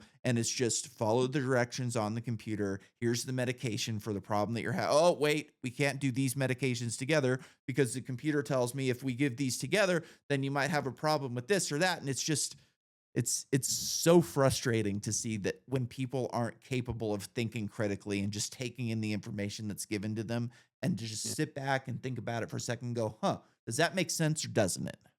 Yeah, that professor could get everybody's respect in the class by acknowledging that he doesn't know everything Mhm. and that you're bringing some new knowledge to him Yeah. that he can learn from. And so he'd learn from it. There wouldn't be contention in the class and everybody would respect him and he'd be a much better professor. So instead of all of those things, he's defensive Yep. and he's just going to shut you down. And then on the doctor thing, I think everybody operates on a bell curve Yeah. pretty much so that the vast majority of people fall right here and that's what they want to address. And you have to be sick for 6 months before Yep. they'll go, well, maybe you're this 2% over here or over here. Yeah. I've So actually had better luck with nurse practitioners than I have with doctors because yeah. one of the things that I learned early on with doctors is you have to feed their ego. So when you're waiting in the room for the doctor to come in, as soon as they come in, you go, "Hi, doc. How you doing?" Or "Hi, Dr. Smith. How are you today?" They Right. wanna be addressed as doctor. They don't wanna Yeah. just, "Hi, how you doing?" Like, you have to feed their ego, where these nurse practitioners have been much more willing to listen, to ask questions, to go, "Well, maybe we could try something different because everybody's not the same, and whatever we've been trying on you isn't working. So, like, let's think outside of the box and maybe try Right. some different things." And it's been a lot better dealing with them, which when I first I went to a pain clinic after I got kicked out of a doctor's office for getting in an argument with a doctor. And I go to this pain That clinic. amazes me. That surprises me, Nick. Yeah, right? And anyways, I go into this doctor's office, and a nurse comes in, and I go, "Oh, like, you're a nurse, you're not a doctor?" And it was kinda like, "Uh-oh, like, did I get myself into trouble here?" But right away, like, we started discussing the problems that I'm having and, "Okay, this is the medications you're taking, like, are they working? What's not working?" And it was like, "Holy crap, like, this person's actually, like, willing to listen and have a dialogue," and it was an interesting experience, and I've been at that office for like 5 years now. So I was thinking when you were saying that, I was just at the doc yesterday, but now it seems like they always have the nurse practitioner or an assistant go in there and talk to you first, Mhm. right? And maybe that's because they can actually communicate with you. So they can find out what the deal really is instead of being up on the high horse kind of deal. And I don't want to make all the doctors mad at me. I'm sure Yeah. I'm going to need them in the future, but yeah, that might be part of the reason. So then the doctor comes in, he's already got all the notes from the other person that can actually communicate with you. Maybe it's not like a status thing where they're having someone do part of their job. Maybe it's got something to do with that. Yeah. I remember early on in COVID where all the doctors and nurses were heroes. I was like, "Oh, that sentiment's not gonna last for long." I've Yeah. been there, and these people, a lot of them aren't heroes. Anyways, Yeah. back to the books. Do you do The I was books. Oh, I the books. Yeah, yeah, the books. I looked up your name while we were talking on Audible, so no audiobooks? So they're all on Kindle as far as the audio goes at this point, because I've just been writing my butt off and I haven't gotten to the point of putting them on Audible yet. Oh, okay. But like Amazon, like if you go to Kindle, they're all like $3. Cool. So I mean, you can get like the bigger books where there's three in one kind of deal, and they're like less than $10. So Oh, you could that's probably get the cool. whole series for like $30 and listen to it. Most people have like Amazon where you can just go, Alexa, now she's going to talk to me because I said that. Uh-huh. But Alexa, play Terrence Rotering this book, whatever, after you buy it. And it sounds, the AI on there is pretty good. It's not, you know, a big star kind of deal, Hey, it's but better it's than good and nothing. it's cheap. It's cheap.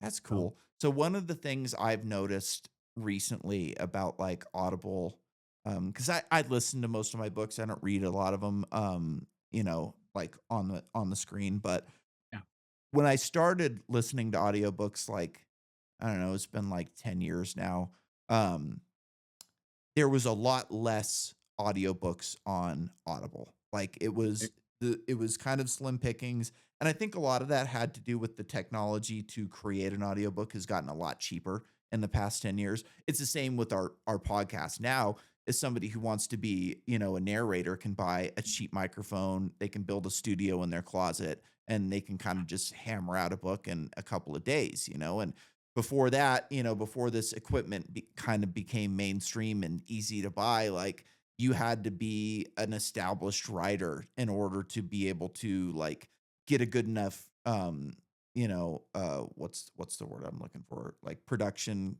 company essentially to pay for yeah, this for you. And so the early authors that have been on Amazon and Audible for a long time have tons of reviews. Andy Weir's got 30,000 reviews. These books, right. these Expanse books have 30,000 reviews.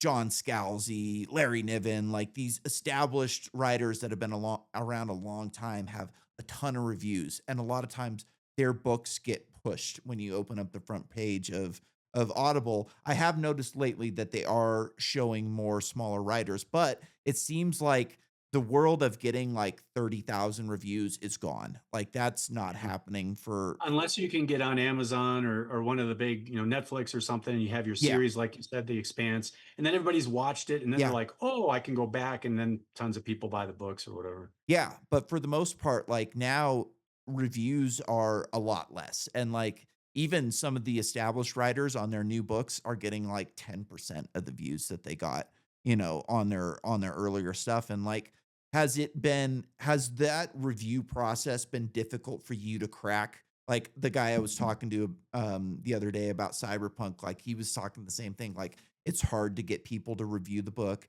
and until you get like 50 to 100 reviews, it's kinda hard to get it onto a page or something like that. So is that something you've dealt with, and, like, how have you figured that out? Yeah, well, you're right. I have dealt with it and I haven't figured it out yet. So, I Yeah, mean, even if people buy the books, I mean, just getting them to take 30 seconds to write a review is really difficult. One thing real quick I wanted to touch on before I forget it, because you've sure. noticed I do forget things, is when we were talking about the Audible thing, one thing you can do, like if you get Kindle, you can actually put it on like Speechify. There's Mm, other apps that are out there like Speechify has hundreds of different readers kind of thing. So anything you pump into it, um, it'll read for you, and you can pick between all of these different voices. And they'll have like, they don't call it Obama, but he's Obama. mhm, All these other stars, Gwyneth Paltrow, and all these people that you can have them read your books to you too. So that's just another way that I've been getting around having, if people don't like the Kindle voice, even though they have like 6 or 7 different voices there that can read it, they can get it like a Speechify app and pay almost nothing for it and have Speechify read it. So that's been a lot cheaper. I'll get Audible at some point in the future, if I can ever stop writing from this universe, because yeah. now I've created this massive universe and I've got all these ideas about other places I can go. But that wasn't really your question. But No, it's yeah, okay. so it's hard. It's hard getting the reviews because people will go through and they'll go, "Oh, there's not a lot of reviews, so I'll just pass this one over." Exactly. When it's actually probably the opposite. We should probably be looking at all the other people, and I know I'm talking about myself here too, but there's 10 to 20 million books on Amazon. Yeah. A lot of authors are selling their stuff for a lot cheaper, and who's to say they don't have great ideas compared to some of the people that have been around forever and have 20, 30 books. Yeah, with thousands of reviews. So Russell Anders, the last, episode that just dropped, like, his book's got, like, 30 something reviews, I think, and I've read quite a few books for the podcast where I've had authors coming on and I've read their books, and a couple of them I haven't been super impressed with, yeah, but, like, this last one that I was really good. Like, I was very surprised. I was like, "This is easily as good as any of the established authors that I've read on Amazon," and it just isn't getting the same traction, and it's a yeah, tough world to break into, and I've heard that you have to have a couple of books to kind of break through audio, um, on, like, Audible where, you need to have, like, 2 or 3 books before yeah, anybody's gonna really start downloading them without, like, listening to a podcast or getting, like a recommendation by a friend type of thing. Like it's a tough thing. I mean, podcasting is the same way. Like podcasting is very saturated now. When I decided to start the podcast, it was not a super saturated market, but it took a couple years to get it going. And by the time I did, it was a very saturated market, and it was yeah, a lot harder to. When I started the podcast, I had goals like, okay, after the first year, I'm going to have so many downloads and so many views on YouTube. And it just didn't work out that way. right, Especially YouTube's a tough nut to crack. And I think yeah, it's the same thing with Amazon and Audible. And I think the best things is doing these podcasts where yeah, you're not necessarily like talking, like you're not giving away the story, but you're getting the listener interested in you as a person. And when yeah. they go like, "This is an interesting person. I like what they're talking about. I think this could be an interesting book," and it gives them an incentive to go and buy it, or to go and Yeah. listen to it or go To and be read it. honest, that's why I started doing the podcast, Yeah. but I've just been like talking to you now. I mean, this is like I'm like maybe I wrote the books just to do podcasts Yeah. because I just love doing this and talking to people about all these different topics that we've talked about. And my id isn't really wrapped up in how many likes I get on it or how many books that even sell. I, Sure. I I really like the story. I'd like people to read it. If I could, I'd just give everybody that wanted one. Um, I'll be honest, it's not like I don't have real flowery language. That's not really the kind of writer I am. I'm really into the concepts and the Mhm. the sci-fi aspect and I have people that jump around between the books. There's like two sentences on them in the first book, that character, and then there's like eight chapters in a later book on him, and you're like, I didn't even know this guy was important. All of that kind of stuff. So I'm a really complex kind of thinker where I really like to do that as opposed to a tree and talking about the leaf and blowing in the wind and how it changes and all that stuff. I'm more interested in like the bark of the tree Yeah. and the whole the tree and how solid it is and what's pumping through it versus some of the visual aspects. So someone that might be just like reading that first book, they might be going, oh, but every book is different, and the farther in you go, the more complex the whole story gets. It's kind of like watching the first the first two episodes of Cheers or something, and then you're like, well, this could be okay. But then if you stick with it, Mhm. you get through the first season and you start knowing all the characters and stuff. I love this show, and it's like the Yeah. most famous show in the world. So it's kind of like that, Yeah. whatever. I always have a when I'm reading a physical Mm. book, like, it's harder for me to concentrate than it is to just listen to one, Yeah, and I always have a tough time on a new book where I don't know what's happening, where it's tough for the first few chapters before I start yeah, to get to know everybody, and a lot of times I have to go back and read the first couple chapters again because I'll get, like, into chapter 5, 6, 7, and it's like, "Okay, now I kinda know what's going on, I understand who is who." I have a hard time remembering names. I yeah, got electrocuted by power lines. My brain's not what right. it used to be. So it's easier for me to read a series because I have an emotional investment in the characters. I know who they are. It's not hard for me to kind of, figure things out. Like I read a book recently that it was way too long. It had way too many different characters in it where like you would it I I don't it was a Peter F. Hamilton series, and, like, every time you kinda got an idea of what's going on, okay, this narrative is here, these characters are doing this narrative is here, these characters and there's, multiple different narratives going on. You finally get it figured out, and then all of a sudden you get a new character and a new narrative, and it's like, "Gosh, man, like, these books could be half as long as they were, and you would still get to the same So place." on that, I'm probably guilty of everything that you just said that was wrong, or Yeah. not wrong, but that you didn't like, and that's fine. I mean, everybody's I didn't say different. I didn't like But it, it's just harder for yeah, when me. I was thinking when you were talking though, this is why I love talking to you, Nick. I've been thinking of all kinds of things I've never thought of before. And that's what's cool about talking to real people. Yeah. But here's the thought I was having. It's like when you pick up a book or you're listening to one or a story, you should probably think about it as like a person. You met a person. Well, are you going to in the first and some people when you first meet them, you go, yeah, I don't really ever want to talk to this person again. And maybe that's not even fair because people have all kinds of different things, faces they're wearing, and when Mhm. you first meet somebody. But think of it as when you go to you're talking, you're meeting a new person. Are you going to just like in the first minute go, especially if she's a good looking girl, right, Yeah. Nick? Are you just going to go, I'm just going to blow this person off. I don't want to talk to them anymore. Or do you find that after the second or third beer you have with them and the second time you go, motocross racing with them or you go watch a movie with them or whatever, you find out more and more about the person and you're more interested in them. And you're like, you know what? I really kind of like hanging out with this person. Fast forward 3 months later, they're your friend. 6 months later, they're your best friend. Yeah. The more you find out about them, you're going, I'm glad I just didn't write you off right away because you can't tell a book by the cover. Um, and the more I got into you, the more I realized you're a really cool person and you learn all of these different aspects. So think about the books that way, Yeah. maybe, because the writer has something to say. It may take them a little longer to get there than some other writers. You may find that more gems are in there that you found later that you would have just blown off and just disregarded. And the last thing I'll say is there's an old psychological thing where people become better friends if they were almost enemies in the beginning. So people that didn't like each other earlier, once they got to know each other and became friends, they were much stronger friends than people that they liked right away and became friends. So that's something else to think about. You may really like the book later because it was harder to get started on it in the beginning. Mhm. Just a Yeah. thought. As a motocross racer, I growing up, I raced the same people every weekend for the most part, and, Ah, you create reasons not to like these people because you're competitive with them, right? Like, yeah, you wanna yeah, beat them more than anything, like, I wanna beat this guy who's beat me for the last year, and I wanna get better and do better, and then, as you get older, you become friends with them, and it's like, "Man, I don't know why I hated this person. I was creating yeah, reasons in my mind to hate them because it was, making me more competitive." But turns out if you just talk to them, you find out you've got a lot in common. Imagine that 2 dirt bike yeah. racers have We're a plenty lot of of it. things in common.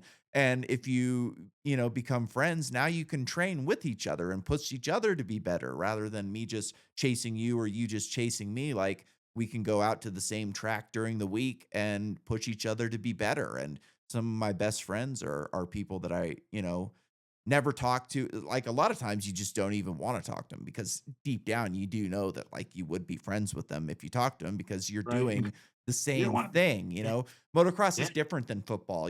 Football, you're on a team, you're all moving towards a shared goal, and you all have something in common that you want to win, you want to better yourself, you want to make the person next to you better. Where motocross is an individual sport. So you're all, right. doing that together with each other. But, as you get older, it's like, hey, I have a lot in common with this person. Imagine Yeah, that. you get wiser as you get older, don't you? Oh, you do. You absolutely do. I mean, I think about, like, man, if I was able to put my mind into my 22-year Oh, old yeah. body, like, Everybody's thought that. The you know, internal thinkers have thought that, yeah. I'd have made millions of dollars as a professional racer, but it just doesn't work that way? Yeah. But yeah, so your superficial friends probably, if we look back, are probably not the deep friendships that you had Yep. of the ones that were more difficult and so those become deeper friendships, and so I would just say, you know, yeah, I don't know. Yeah. I would say. All right. So Yeah. we've about covered it. Any closing thoughts for us? Tell people where they can go buy your books. Amazon, I'm guessing, Yeah, is the so best way Amazon to do Books, it. no. Yep, yep, that Amazon would be the easiest. They're all over the place. If you just Google my name, Terrence Rotering, like you did, you'll find them. And yeah, I would just say it's different than anything else, probably that, probably every author says that, but it's kind of the unified theory of everything. It's grown into such a universe. Um, it's kind of like, hey, if you start watching the first 5 minutes of Star Wars, Luke's on the planet and you're like, yeah, this might not be that interesting, but turned into quite a big, not to say that Star Wars is the end all, but I mean any movie like that, Mhm. you kind of got to give it a chance. Yeah. So, but yeah, so just go out and if you want to give it a shot, and then also chroniclesoftrinian.com. All the books are on there. The reviews, some reviews are on there. The descriptions of the different stories, all that stuff is on there. So, and then you can also send me an email, and I'll tell you whatever you want to know. So, Awesome. I appreciate you having me, Nick. I had a great time. It was Yeah, great talking good. about everything. Yeah, I love talking about this stuff, and I'll try and get a couple of your books read, and we'll have you on, and we'll kind of do a deeper dive into the books. I with these sci-fi authors, I kind of like to have you guys on, talk, and see what I think, and Yeah. if we have a good conversation, and I feel like the book's going to be good, I'll pick up a copy, read it, and we'll do it again. Yeah, and the other thing I'll throw out there is because it got all these trilogies and like we talked about the doll kind of thing. People have told me in the past, hey, you could start with the Foundation Chronicles first. The way I built it is just so you'd have more surprises as you went through. But some people like knowing things right along the line, have it more chronological instead of the surprises and the mysteries. So there's multiple different ways to read them. You don't have to read them from the very beginning, and it still works because it's all one big story. I like to read things in the order that the author thinks I should. You know your stories better than I do, and I feel like you put book 1 as book 1 for a reason, and even if you wrote a prequel, after like you were saying, you wrote a prequel after the first book, if you think that should be viewed, read 3rd rather than 1st, like, I'm gonna trust your judgment on that. Last thing, and I know we said that before, but I That's fine. struggle with that because, some people start reading the first ones and they just get like bogged down and then they blow it off. And they never get to that other part where I'm like, "Oh, that's the surprise stuff." Yeah. And so I struggle with that a And little I bit. would imagine just like most authors, your books are getting better as they go because you're Yeah, getting yeah, better at yeah, writing, you're better yeah, at developing characters, the story is expanding. Like I was saying earlier, I'm so glad that I didn't write the book 5 years ago when I had the initial idea because it's evolved so much over time and right. I want to put out a good product, like Yeah. at this point, I'm 40 years old. I don't have any kids. I don't think I probably will. I'm divorced. Like, I'm not really gonna leave much behind except for Dude, you're like a baby. yeah, I 40 know. years old. Oh my goodness. Yeah, but, anyways, So like, proud. I don't expect to leave much behind as far as legacy, but the podcast is something great, like, I was It is. lucky enough to know my great-grandparents, which Wow. most people aren't, my Yeah. great-grandmother didn't die until I was 20 years old or something like that, so, Wow. like, I think about, like, if how awesome would it be to be able to listen like this it's 205 episodes, I think, and they're over an hour long each. So like Yeah. we've got Yeah. probably 300 hours worth of me talking. Like imagine Yeah. being able to go back and listen to your great grandparents talk for 300 hours just about their lives, about what they dealt with, about, how they did things. And like that's something that is impossible for me and for you because our great grandparents, you know, they weren't writers, so they're not leaving books or autobiographies behind, and Yeah. they didn't have this technological capability to just talk about their lives and talk about their interests, and, like, I feel like that is something special that we're able to leave to, like, I probably won't have kids in my lifetime, but I've got nieces and nephews, and they'll have kids, and Yeah. 50, 100 years from now, they go, "Oh, wait, I can listen to my great uncle talk for 300 hours." Like, that's crazy. Like, what Dude, was in life 30 years, yeah, what 30 was years, there'll be a hologram that exactly. looks just like you talking everything you ever thought. Yeah, what was life like back then? How did people Yeah. think? How did they talk? And I think that's a great thing to leave behind, and books are the same way. Maybe it's not your life exactly, but it's a window into the way you think, into what you were good at, what you thought was good and evil, and, like, there's so much that people can read into you through the art that Yeah. you created, and I think that's a great thing to leave behind. It's so hard to stop talking to you, Nick, because every time you talk, I think of 10 things. Yeah. But you know how albums are coming back from, Yep. where they were dead and CDs and Yep. MP3s and whatever was the big thing? Maybe books will come back because the EMP will go off and all the electronics will go away and everybody will go, "Oh my goodness, I have no books." Yep.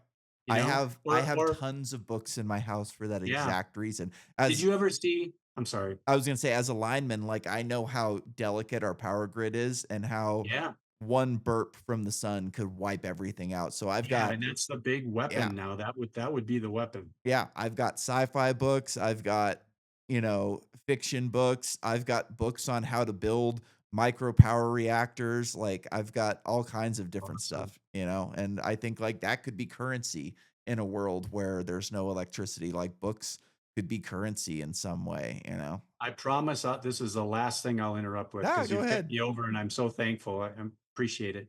But did you ever see that Twilight Zone from way back when where I forget the guy's name? I want to say Merle, somebody, but Burgess was it someone Burgess, but he was and tell me if you when you lock on to this, but he was like this big time reader and stuff, and then he's going in an elevator or he gets locked in the bank vault and then there's a nuclear war and all this stuff, everything blows up and all the people are gone and he's like, "Oh," and it's the end of the world for him. But then he wanders off and he finds a library, and that's what he always did was just, and he was Yeah, so happy. He was just, and then he bent over to get a book or something. His glasses fell off, and he took a step forward and crunch. yep, It was like that's the way the Twilight Zone ended. It might be like that sometime where books, I mean, I always get solid books because I just love books. But what would happen, people out there, if you don't get books and then something happens to the digital world and you can't read, you can't do any of that stuff anymore? yeah, Like you said, Nick, books will become currency. food, Yeah. food for people. Yeah, No, I'm done.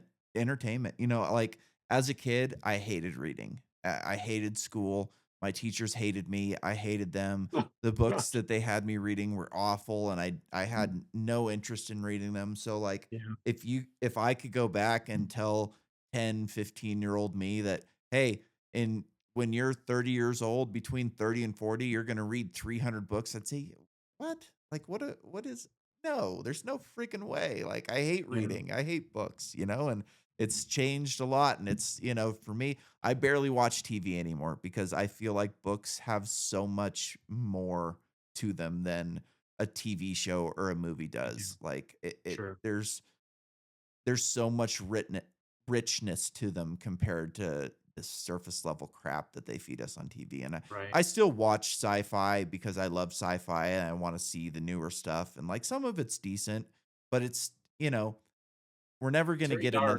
we're never gonna get another Blade Runner just because Yeah. of the culture that we and like you said, they're feeding to the lowest level thinkers. And that was like one of the things that I learned in college was like these classes go at the speed of the dumbest kid, and the dumbest kid is pretty dumb. So it goes pretty freaking slow and you learn Yeah. bullshit that you never are gonna use in real life. And yeah, it's long way of saying I love books. Books are great. Books are great. And thanks again, Nick. No problem, man. This also has been great. Awesome. So All right. Thanks for listening, everybody. That's it for this one, and we'll get Terrence on again in the near future.